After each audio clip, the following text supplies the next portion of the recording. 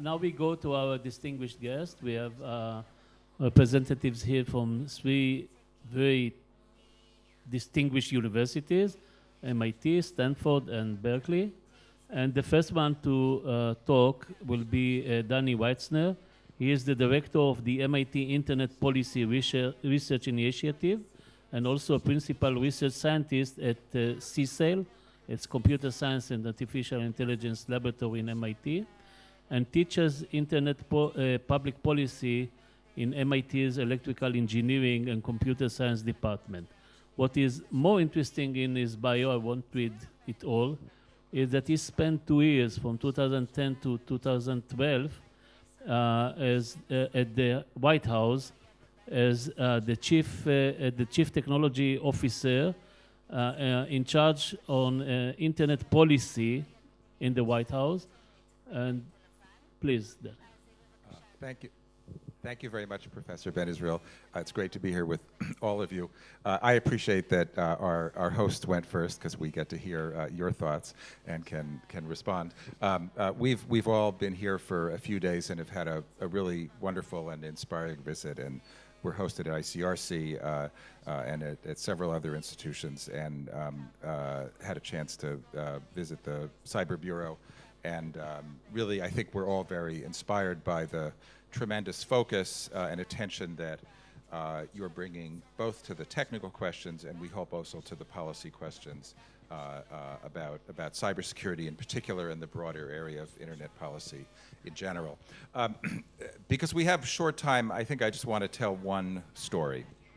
And it's a story about a piece of research that we did in my lab at MIT. It's a story about a student who discovered a very interesting and unexpected vulnerability and risk in the way the web operates today.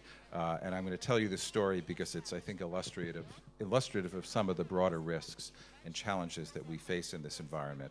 So imagine if you're a government intelligence agency and you want to collect intelligence about from officials of some other government. You need to know who those officials are. You need to know what computers they use in order to go and gather information. Keep that goal in mind.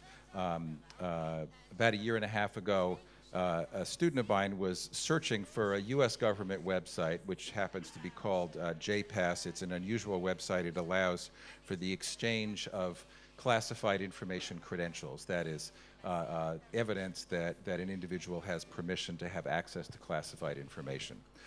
He couldn't remember the name of the website, so what did he do? He did what all of us would do. He used Google. And he got a number of search results on a web page and looked at a few of them and thought they looked a little bit strange, and we investigated further. And what we found was that of the top 8 or 10 or so search results that Google returned in looking for this particular website,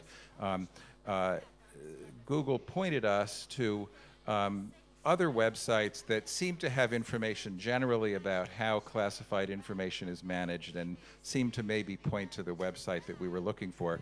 But when we looked more closely at these websites that Google had pointed us to, what we discovered was that they had some code running in the background that collected the internet addresses and other information about whatever computer was visiting those sites, sent that information to a server that was run in some rented office space in California, and then from there sent that information on to China, most likely to a service that was run by the division of the PLA that is particularly good at cyber espionage. And now how did this happen? Was it Google's fault? Yes and no. Whoever put these websites together, and we don't know for certain because we didn't have the ability to investigate too far, whoever put these websites together used a very well-established technique called search engine optimization. Often malicious advertisers who want to make more money by pretending that more people have visited their website will direct people inappropriately to their website and increase the number of times that ads are viewed and send a few more shekels into their ad accounts. Someone and Google has gotten pretty good, not surprisingly, at detecting this so-called search engine optimization because they don't want to be paying for advertisements that are not viewed by the people who are supposed to see them. But in this case, there was someone with a very different purpose who used this search engine optimization technique to collect a list of, in this case, US government officials who had classified information. What they did with it, we don't know. But why am I telling you this story? Because I think it reveals the kinds of risks that we're going to be facing going forward. The kinds of security risks that we're used to facing in the internet and computing environment are things like people installing software on our computers that may damage them or shut them down or collect information. That's not what happened here. No one installed any software. We're used to situations in which hardware may get manipulated.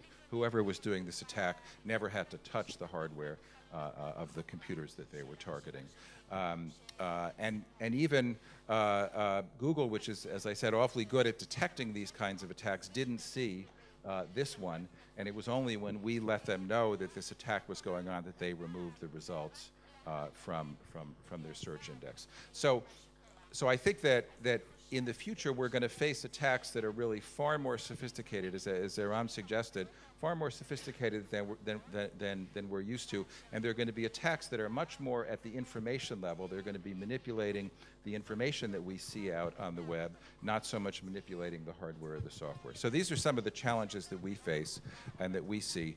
As was said, I'm running one of the three research centers that's been supported by the Hewlett Foundation, and our aim is to do research on these kinds of issues and other cybersecurity and general internet policy issues, including privacy and network management and related issues, both to be able to inform policymakers about how to make sure that the internet is run in a secure, reliable, resilient, and trustworthy manner, and also to train the next generation of students who can bring their variety of disciplinary backgrounds, whether it's computer science or economics or political science or management or others, to bear on these very important problems that we face. So with that, I'll turn it over to the next speaker and look forward to the conversation. Thanks.